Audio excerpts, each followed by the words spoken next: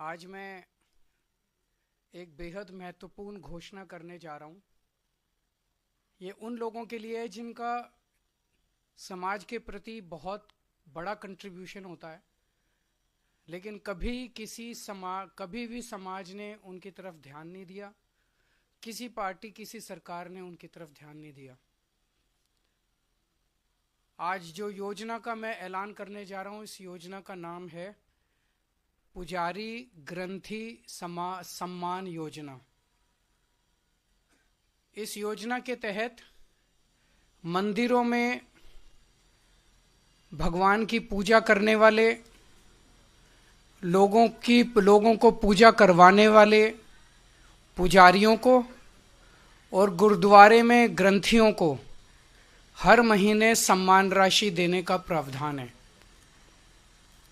हम जानते हैं कि किस तरह से एक पुजारी हमारे सुख दुख सब में काम आता है।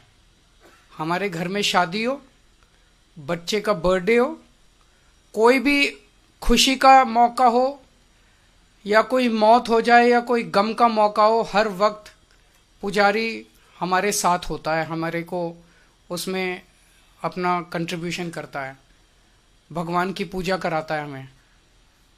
ये वो तबका है जिसने सदियों सदियों से हमारी परंपराओं, हमारे रीति रिवाजों, इसको पीढ़ी दर पीढ़ी, एक तरह से जो गुरु शिष्य परंपरा पीढ़ी दर पीढ़ी इसने आगे बढ़ाया है, हमारी संस्कारों को, हमारी रीति रिवाजों को, हमारे परंपराओं को।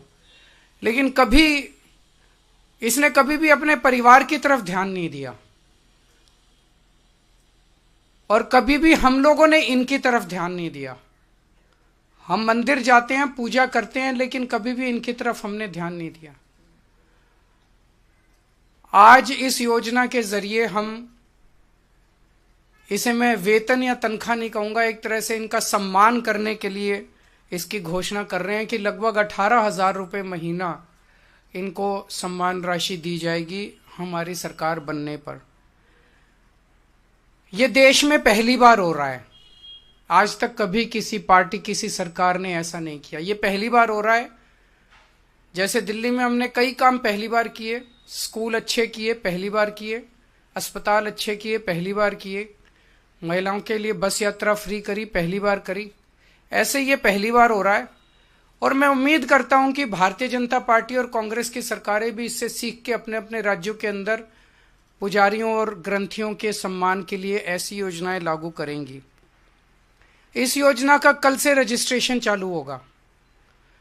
कल इस योजना का रजिस्ट्रेशन एक तरह से शुभारंभ करने के लिए मैं कनॉट प्लेस के हनुमान मंदिर जाऊंगा और वहां के पुजारियों का रजिस्ट्रेशन करके आऊंगा और उसके बाद दिल्ली के सभी मंदिरों और गुरुद्वारों में हमारे एमएलएज, हमारे कैंडिडेट्स, हमारे कार्यकर्ता पुजारियों का और ग्रंथियों का रजिस्ट्रेशन कल से फिर मेरे आरंभ करने के बाद पूरे दिल्ली के अंदर इसका रजिस्ट्रेशन चालू होगा।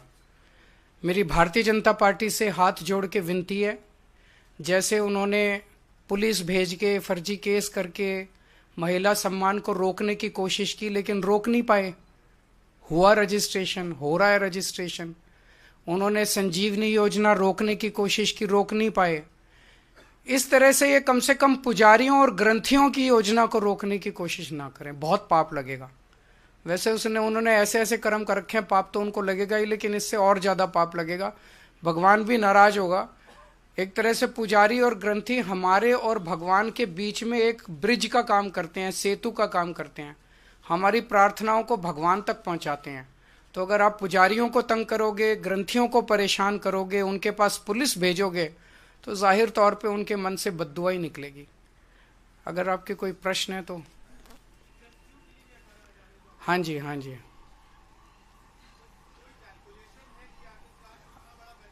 जो भी होगा उसकी चिंता मत कीजिए, पैसे की कमी नहीं होने देंगे। जब रजिस्ट्रेशन पूरा हो जाएगा तो बता देंगे कि कितने लोगों ने रजिस्टर किया।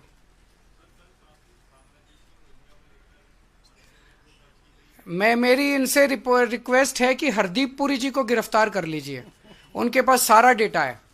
कहां कहां उन्होंने रोहिंग्यों को बसाया, उन्होंने ट्वीट करके बताया है। ये इतनी मेहनत कर रहे हैं, जरूरत क्या है, नौटंकी क्यों कर रहे हैं?